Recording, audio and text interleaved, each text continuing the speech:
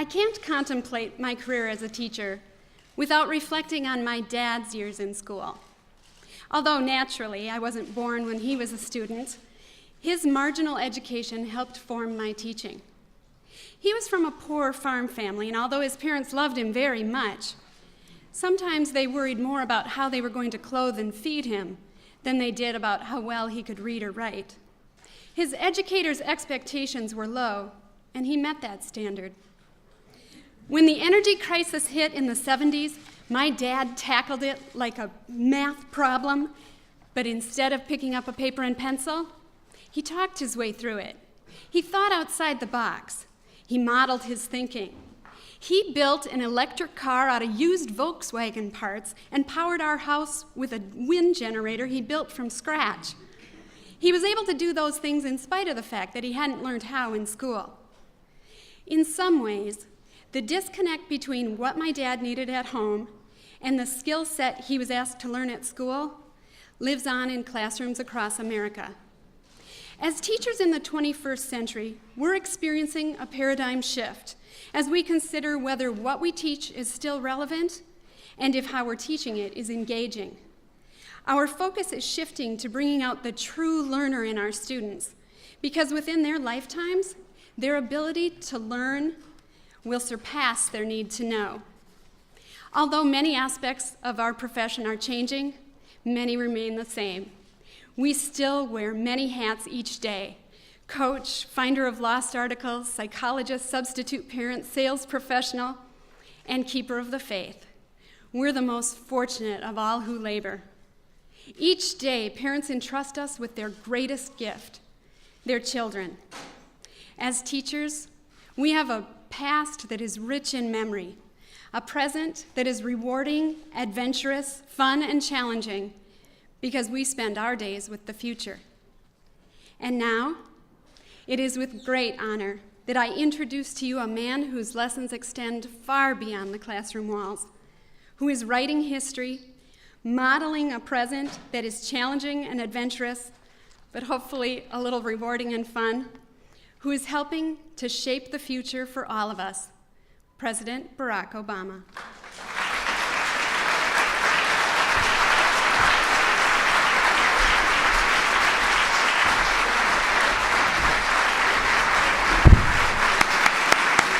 Thank you. Thank you, everybody. Please have a seat. Thank you. Well, it is wonderful to be here. Barbara, thank you for the outstanding introduction. I want to acknowledge a few other special guests that we have here. First of all, my terrific vice president, mainly because he takes orders from Dr. Jill Biden. Dr. Jill Biden and Vice President Joe Biden are here.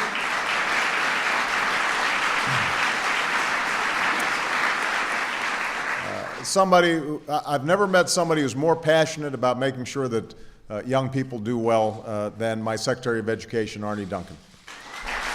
Arne Duncan.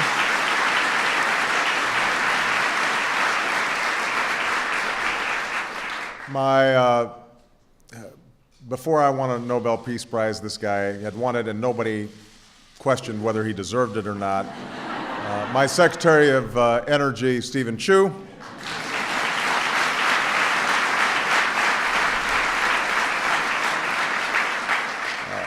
Three wonderful members of Congress who have devoted a lot of energy to the issue of science and math education. I want to acknowledge them.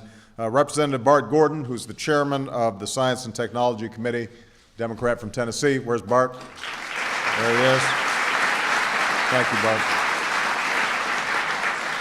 Representative William Lacey Clay from the great state of Missouri, and his district is home to two teachers who are being honored here today, so he's very proud of them.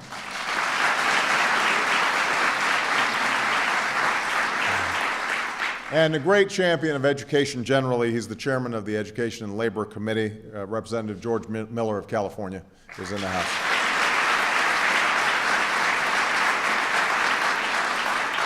We also, since so many people were inspired in this country originally from our space program to think about math and science in new ways, it's terrific to have our NASA administrator and former astronaut Charles Bolden in the House.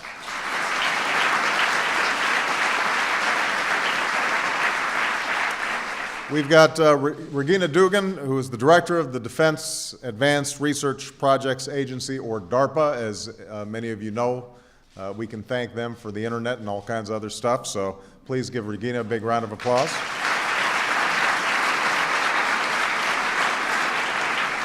And our National Science Foundation Director, Arden Bement, is here. Thank you so much, Arden. Now, most importantly, to all the teachers who are here, as president, I am just thrilled to welcome you, teachers and mentors, to the White House, because I believe so strongly in the work that you do. And as I mentioned to some of you, because I've got 2 girls upstairs with math tests coming up, I figure that a little extra help from the best of the best couldn't hurt, so you're going to have assignments after this. These awards were not free. We are here today to honor teachers and mentors like Barb, who are upholding their responsibility not just to the young people who they teach, but to our country, by inspiring and educating a new generation in math and science. But we're also here because this responsibility can't be theirs alone. All of us have a role to play in building an education system that is worthy of our children and ready to help us seize the opportunities and meet the challenges of the 21st century. Whether it's improving our health or harnessing clean energy, protecting our security, or succeeding in the global economy, our future depends on reaffirming America's role as the world's engine of scientific discovery and technological innovation. And that leadership tomorrow depends on how we educate our students today, especially in math, science, technology, and engineering. But despite the importance of education in these subjects, we have to admit we are right now being outpaced by our competitors.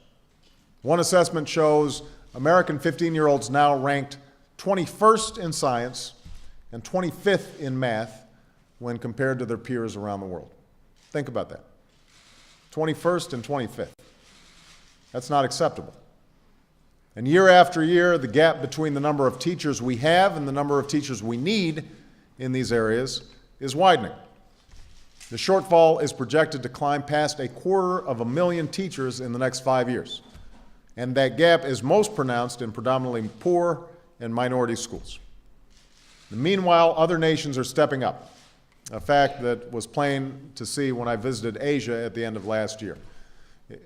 The president of South Korea and I were having lunch, and I asked him, what's the biggest education challenge that you have? He told me his biggest challenge in education wasn't budget holes, it wasn't crumbling schools, it was that the parents were too demanding. He's had to import thousands of foreign teachers because parents insisted on English language training in elementary school. The mayor of Shanghai, China, a city of over 20 million people, told me that even in such a large city, they had no problem recruiting teachers in whatever subject, but particularly math and science, because teaching is revered and the pay scales are comparable to professions like doctors. So make no mistake, our future is on the line. The nation that out-educates us today is going to out-compete us tomorrow. And to continue to cede our leadership in education is to cede our position in the world. That's not acceptable to me, and I know it's not acceptable to any of you. And that's why my administration has set a clear goal, to move from the middle to the top of the pack in science and math education over the next decade. To reach this goal, we've paid particular attention to how we can better prepare and support, reward, and retain good teachers.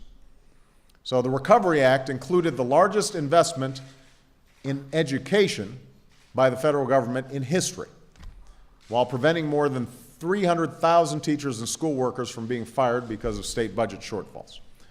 The Department of Education will be announcing an additional $10 million in grants for innovative programs to train new teachers, whether a young person embarking on his or her first career or a scientist or engineer starting his or her second.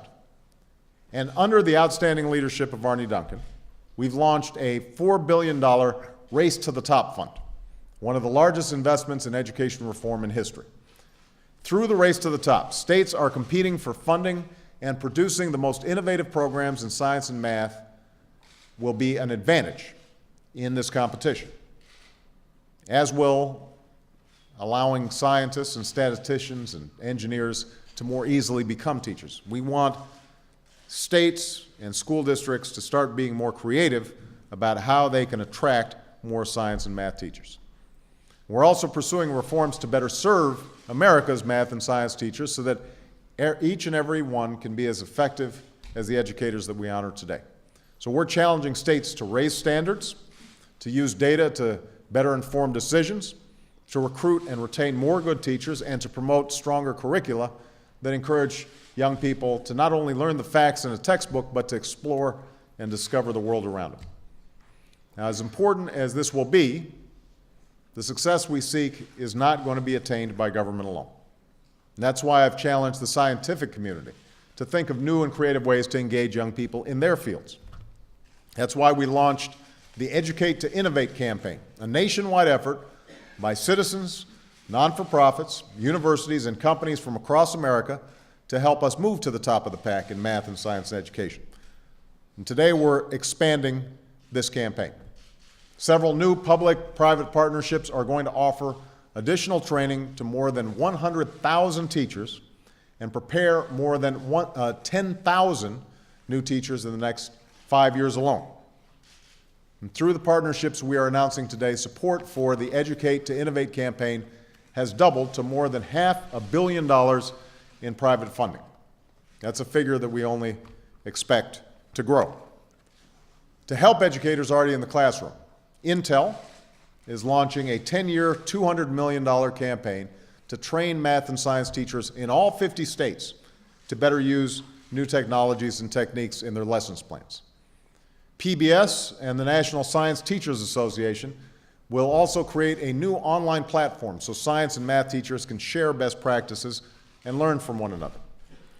To bring more educators into the classroom, the National Math and Science Initiative is working with Texas Instruments and the Dell Foundation to prepare almost 5,000 new math and science teachers in the next 5 years through a program that allows young people to earn teaching certificates and science degrees at the same time.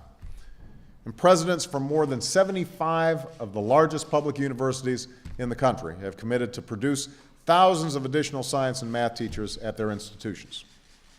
And the Woodrow Wilson National Fellowship Foundation is expanding with the help of several states and nonprofits to place more math and science teachers in more high-need schools. And just because you aren't a teacher, that doesn't mean you can't help educate our young people. We need to look no further than the mentors that we honor here today. I'm calling on all 200,000 scientists who work for the federal government to do their part in their communities, to speak at schools, to create hand-on learning opportunities through efforts like National Lab Day, and to help stoke that same curiosity in students which perhaps led them to pursue a career in science in the first place. NASA will also be launching an enrichment program to bring their scientists and engineers to students in the classroom and to bring students to NASA so that they might experience that same sense of wonder and excitement while maybe learning a little bit at the same time. And finally, as president, I'm going to try to do my part. We've held science-themed events like Astronomy Night here at the White House. That was very fun, by the way. We're planning an annual science fair to honor the student winners of national science and technology competitions.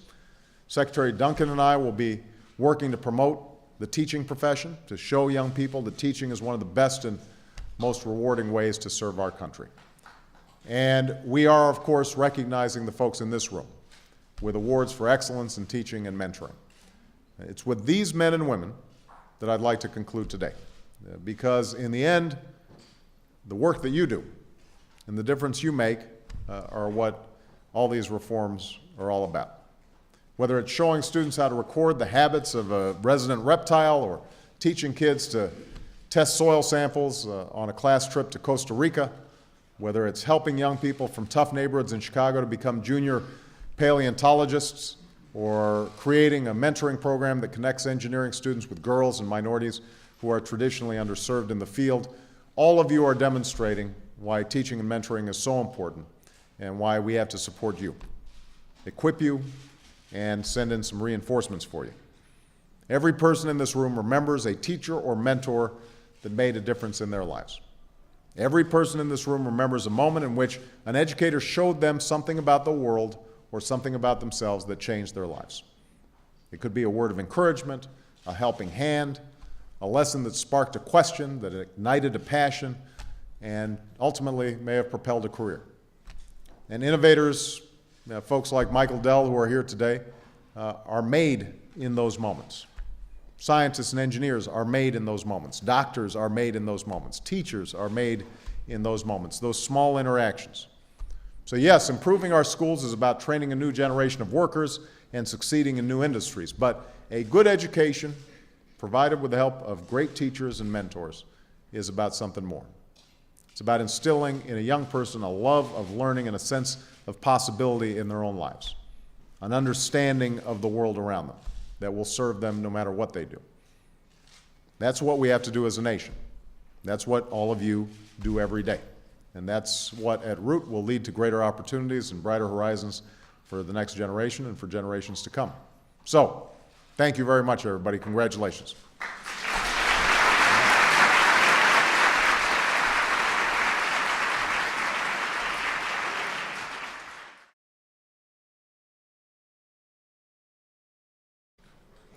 When the energy crisis hit in the 70s, my dad tackled it like a math problem, but instead of picking up a paper and pencil, he talked his way through it. He thought outside the box. He modeled his thinking. He built an electric car out of used Volkswagen parts and powered our house with a wind generator he built from scratch. He was able to do those things in spite of the fact that he hadn't learned how in school. In some way, I can't contemplate my career as a teacher without reflecting on my dad's years in school. Although naturally I wasn't born when he was a student, his marginal education helped form my teaching. He was from a poor farm family, and although his parents loved him very much, sometimes they worried more about how they were going to clothe and feed him than they did about how well he could read or write. His educators' expectations were low, and he met that standard. Will surpass their need to know.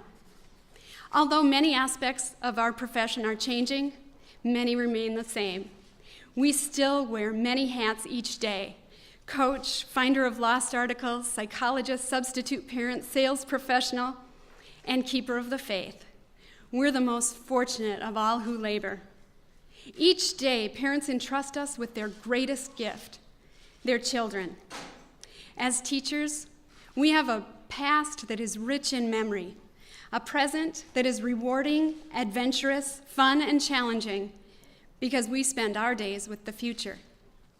And now, it is with great honor that I introduce to you a man whose lessons extend far beyond the classroom walls, who is writing history, modeling a present that is challenging and adventurous, but hopefully a little rewarding and fun, who is helping to shape the future for all of us. The disconnect between what my dad needed at home and the skill set he was asked to learn at school lives on in classrooms across America. As teachers in the 21st century, we're experiencing a paradigm shift as we consider whether what we teach is still relevant and if how we're teaching it is engaging. Our focus is shifting to bringing out the true learner in our students, because within their lifetimes, their ability to learn,